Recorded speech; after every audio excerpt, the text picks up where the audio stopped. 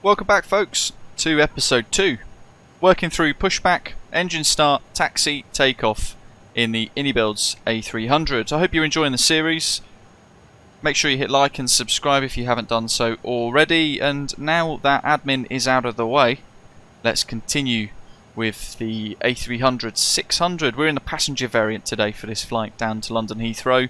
And if you've missed the setup of this aircraft, then you need to make sure you go back and watch episode 1, because everything will follow on each episode. So let's get that APU fired up. Up here in the overhead panel, there's a fuel pump switch which should be on automatic. You can override that and select manual, in which case you'll need to make sure you pop all the tanks on that you need. But we're going to start the APU up and then we're going to look at pushing back quite quickly. So we've refueled, seatbelt signs go on. Let's turn all the tanks on.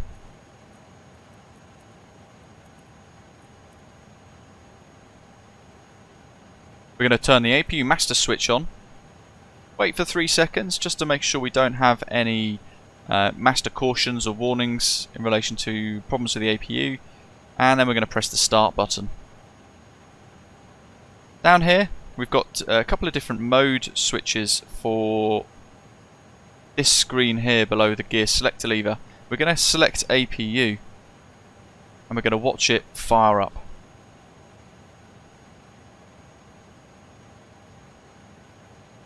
Initially, it will spool up and it will get to a point where it's near to 100% N1 and it will become available, in which case we're going to look back up into the overhead panel.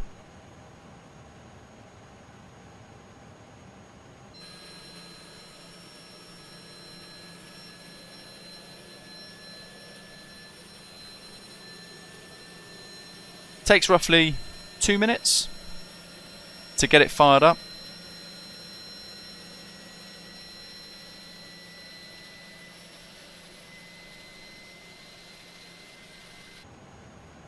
But once it's ready and you get that little available message, you can look up here. Avail is illuminated next to the start selector switch as well for the APU, and we're going to turn the APU bleed on, and what we're going to see is that flow of green lights now begin to work its way up this panel, as we spoke about a little earlier on. So it gives you an idea of what is happening to the aeroplane behind that flight deck door.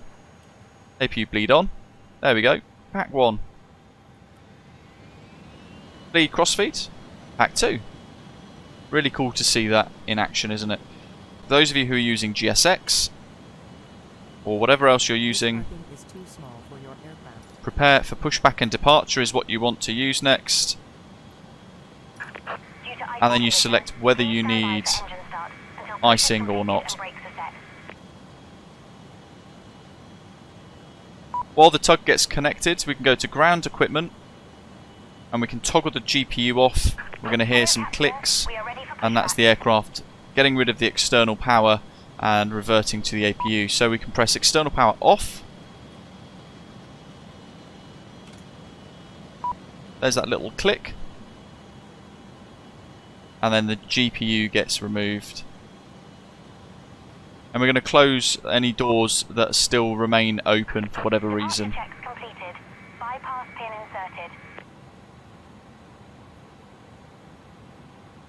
APU running, part brake on, seatbelts on, no smoking on, TCAS standby. We've checked all of our data. We're happy everything's set up ready to go, and our QNH is set correctly as well.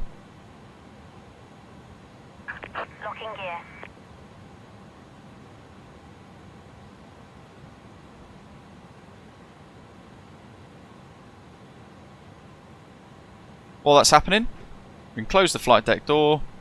Looking up in the overhead panel, that cockpit door light that was shown unlocked earlier on is now off, showing that that's disengaged, and the flight deck door is closed. And we can pop the beacon light on. So depending on our taxi or our pushback instructions, we're going to get face south or face north, or whatever it might be depending on where you're flying. And we're going to press face south in this case today. Release parking brakes, please. Okay, so we're clear left and right, and we can either use a toggle or we can click that button there to release the parking brake. Now, engines start. We've got to make sure we've got APU bleed on. We already do, otherwise not very much is going to happen. We're going to now select ignition mode, A or B, alternate them for each day that you're flying potentially. It's a good way of looking after the systems. And we're going to start engine 2 first with that start 2 in ARM. We'll select it. Now goes to start 2 open, and we want to make sure we've got the engine screen up. We monitor that, and we're monitoring the N2 of engine 2. As that reaches and passes 20% like it's about to, we're monitoring all of this in case we get problems. Through 20%, engine 2 fuel control lever to run, and now we're squirting fuel into the engine.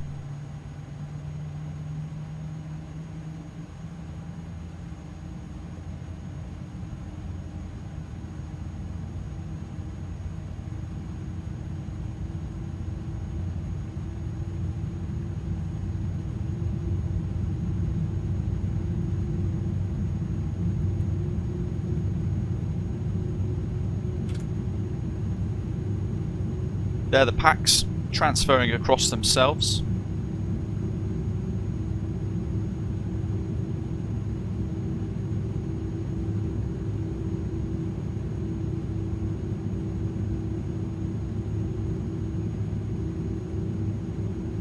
And once engine 2 is stabilised, we're going to look back up and start 1. Still continuing to follow the GSX announcements and requests from the ground controller as we're doing this as well, and we're going to repeat all the same steps. So through 20%, fuel control lever goes to run, and we start her up.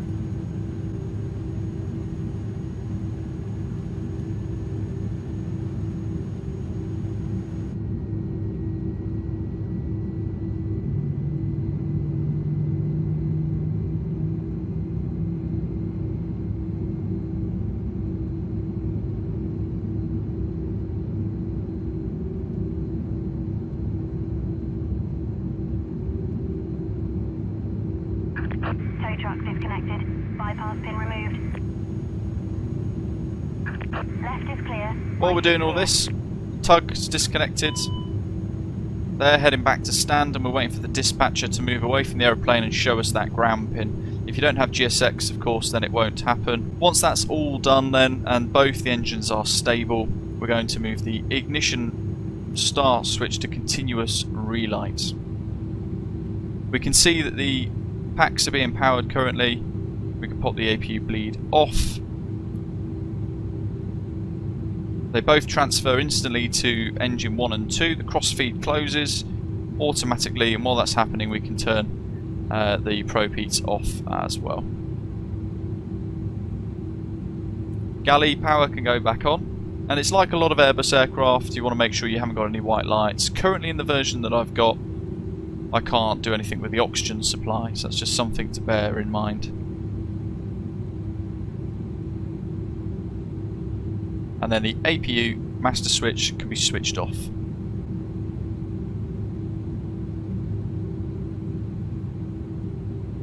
We're then going to select the flaps for departure. We're going to use slats 15, flaps 15.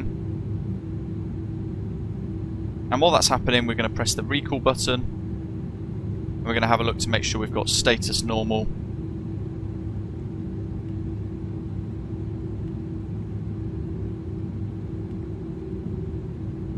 And then that will reset itself. While we're looking at it, order brake max, and then down here, ground spoilers or speed brake armed.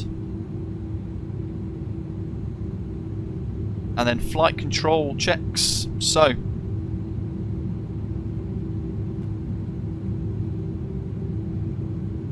we're going to press the flight control button. Looking at this screen, we're going to make sure all of our flight controls are full and free. So first right, we can see all the deflections there, back to neutral, then left, back to neutral, elevators all the way back to neutral. We're looking at the little arrows there, all the way forwards, back to neutral, and then the rudder, we want to test the deflections all the way to the left and the right, like the rest of the flying controls, making sure you return to centre or neutral each time. Stab trim.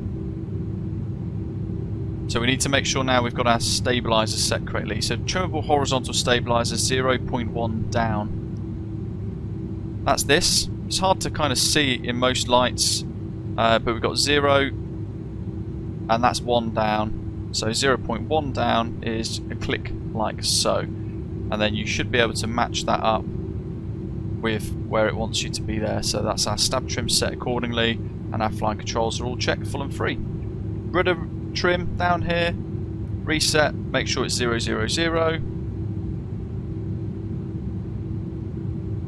and then we can set our weather radar up accordingly as well. So system 1 on, and we can change the tilt up or down as we wish, and you can select weather or turbulence accordingly. There's a lot of it.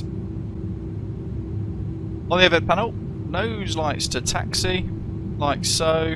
You can put the wing lights on as well if you're in conditions like this, and if you really want to kind of see what you're doing a bit better, you can pop the dome lights on accordingly as well, and you can put them on bright or dim just to give you a little bit more backlighting.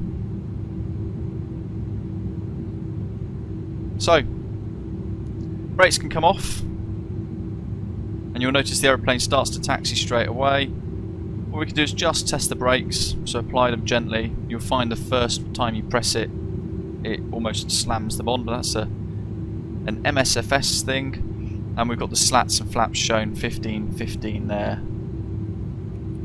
If you want to see the constraints to your departure, select those and zoom out just so you can see a little bit more of what you need to do for your takeoff.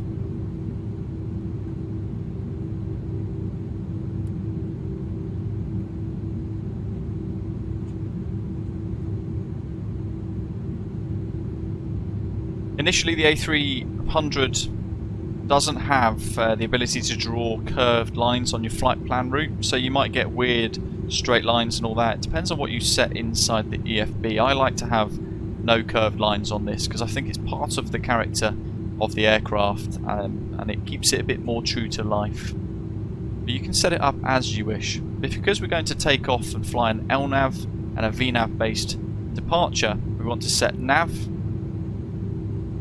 and profile.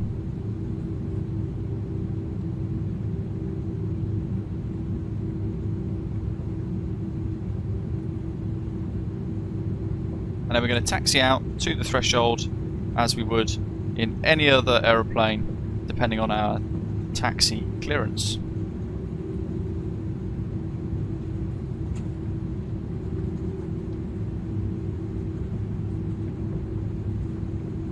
Make sure your TRP is set to whatever mode you need. So if you're going to take off with toga, you must ensure that you have set the correct mode, i.e. toga there. And if you're taking off with flex as we are today, we've selected flex, and we've got that flex temp selected correctly, matching that of our performance data as well.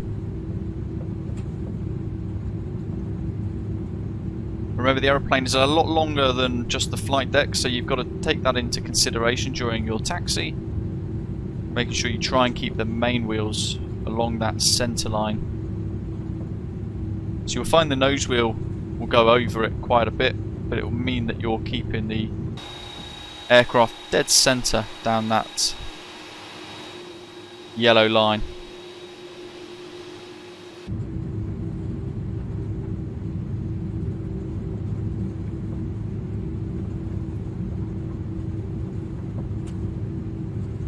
Now, iniBuilds have created quite comprehensive checklists, so feel free to work through those and take your time working through them. They might be a different flow to what we're doing today, but in flight sim people tend to find the flow that works best for them based on various different checklists and things all over the place, and you'll find people do things slightly differently.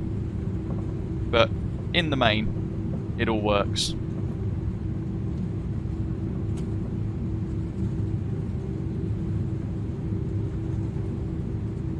In the performance calculations, by the way, it's worth noting that if you're going to do an intersection departure. For example, if we were going to line up here at Hotel 1 and take off, not that we would need to look at the difference between taking off at the very far end where we are going to start our roll, or taking off from this intersection, and we deduct that difference in meters or feet depending on what you're using from the performance calculation, and it will then, if you recalculate it, it will then give you new performance data for your takeoff. If you don't do that, it always uses full length to begin with. If you don't do that and then take an intersection departure without recalculating all the performance, you will find that you might end up overrunning the runway at the end, and the end of the runway will come up very quickly on you. One thing left to do as we complete our taxi is have a little look down here and press the takeoff config test button. Press and hold and you'll get config takeoff test normal there on your display above the FMC. And we're almost at the hold, so we're going to continue our pre-departure checks. V-speeds checked and set. We're going to make sure that we've got takeoff and approach mode selected here so we can see our performance. Make sure it's all checked and set accordingly. Autopilot modes are set. We've got nav and prof both selected and ready, and our FCP nav data and our radios are set as well. As we cross the hold then and we've got our clearance to line up or even take off, we're going to make sure our transponder goes to TA-RA. Strobe lights are on as we cross that guard light section, and then we put the nose light to taxi. Runway turn off lights on, and we can bring the landing lights out of the belly. Pop them on as well as we line up, and we're going to make sure our dome lights are set accordingly. So we've got all of our lighting set for the outside atmosphere around us. We would also potentially, if you want to, start the clock. And we confirm the runway is the correct one that we are lining up on.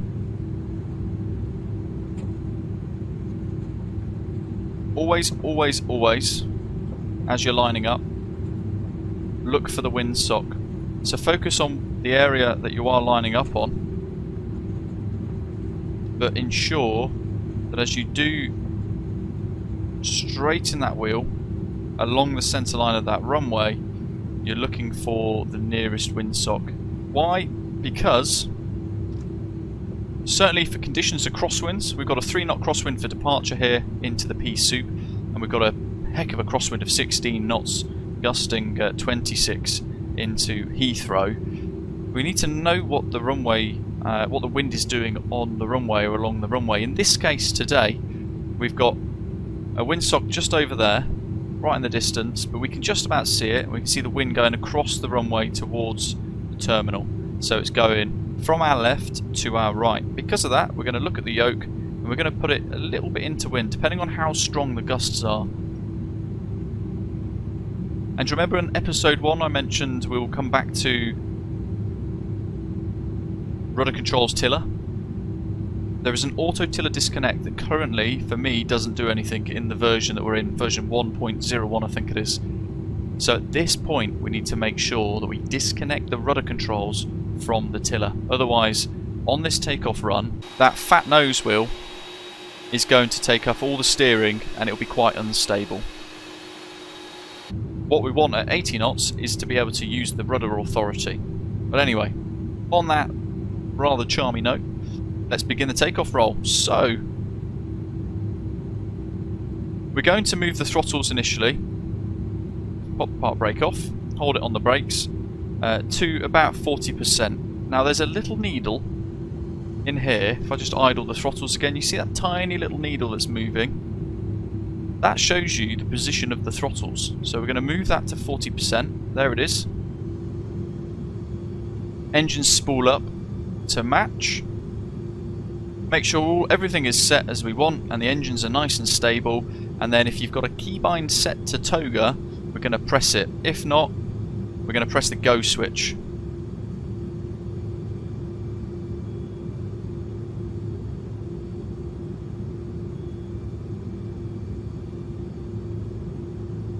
So, keybind for me, Little bit of stick forward, little bit of aileron, toga. Auto throttle's now active. Here we go.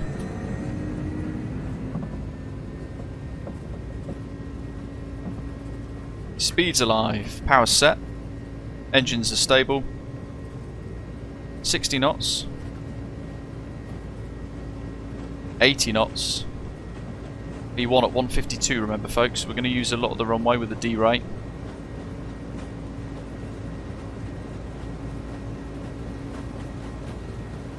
Following that centre line, making sure we've released any nose wheel pressure at 100 knots. Here we go, V1 rotate. A little bit up, just to get that nose wheel up, and then count for the wind as well. And then just stare at that flight director, folks. Let's just stare at that, because the aeroplane's going to want to follow that. Unless the nav data's wrong, which it is. Positive rate, gear up.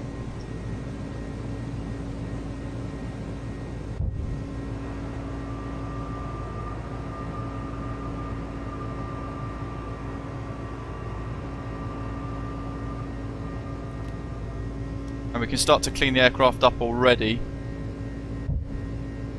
Now if you notice it's a bit incorrect for whatever reason, what you can do is go to heading select mode and pop your autopilot on. Pop your DH off,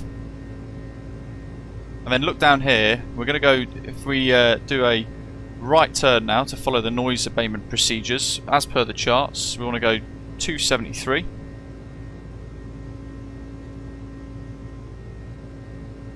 So this has changed our plan a little bit. We're going to go 273 degrees, and then we're going to go towards Tably. So we can go direct, Tably, insert, nav. Now the aeroplane is going to steer us back to Tably on this departure as we climb up with no visibility at all.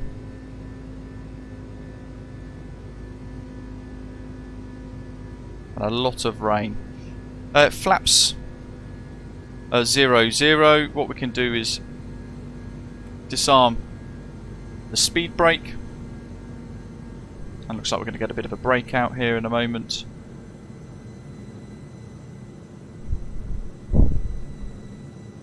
So point in case, it's always worth double checking the route data, the nav data that you've got, to ensure that what you want it to do is correct. And if not, don't be worried. This was a perfect point that we've just made. If you've briefed the charts and you're ready to fly as per the charts, when you notice something's going a little bit incorrect, then you can just go to a different mode. So instead of flying on nav, we can just press heading select, and we can fly the headings and try and replicate those charts as best as we can with very little stress. Next things for after departure, we want to make sure that the limiter mode has automatically gone to auto, and the limiting mode there is on climb, CL, and then we can flick that gear lever one notch down to the neutral position to turn the hydraulics off. We're level at 5,000, and we're working out through the SID quite nicely. We can pop the runway turn-off lights off if we wish. As we're still going through a load of cloud and possible icing conditions, we're going to leave the engine start mode selector switches to continuous for now, and if we want to, we can pop the wing anti-ice on as well, just to be on the safe side. So let's have a little look at what we've just done on the charts. Initially we took off 3 DME. We should have started a slight right turn to 273 degrees to 5 DME and then left round to Tably. We noticed quite quickly, probably about 4 miles, a bit delayed because I'm talking about everything that we're doing as we're doing it. We then reverted to heading mode and flew this little dog leg that heads us out on 273 degrees. Before then the left turn to Tably, and now we're on our way to Samba. 5,000 is the limit at Samba. Let's look at the alt select, and we'll wind her up to 19, and then we can go back to prof mode for it to follow the VNAV. Engines are spooling up, back into the climb, and as we cross our transition altitude, which on the charts is 5,000 feet for the departure at Manchester. We're going to make sure we pull to standard pressure, and look at that big jump in altitude there, folks. Incredible, isn't it? And that's the difference that air pressure can make between standard and local QNH. So we've just gained a lot of altitude, but on the descent into Heathrow we're going to lose a lot of altitude as well. And then we're just going to monitor everything as we make our way up.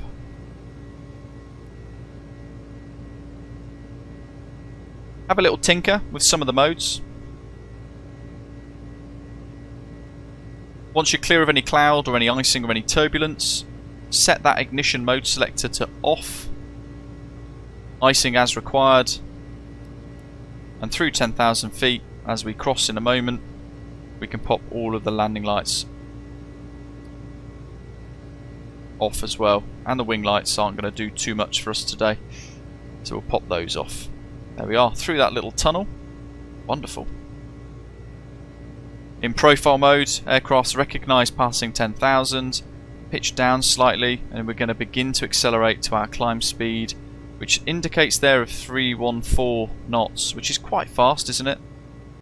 You can see the auto brake's already disarmed itself as well, and we are on our way rather nicely to London Heathrow. When you're happy that you're away from any turbulence and cloud, pop those seatbelt signs off. Oh, that breakthrough. Fantastic.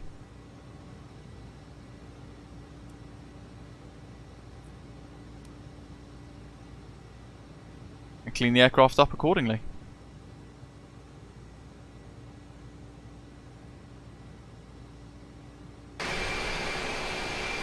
And there you go. Pushback, engine start, taxi, takeoff and climb in the iniBuilds A300. I hope you found this one useful. Hit like and subscribe, share your thoughts, any tips and tricks down in the comments below as always, and join us for the next episode as we blast our way towards London Heathrow. Thanks for watching. I'll see you in the next episode. Take care.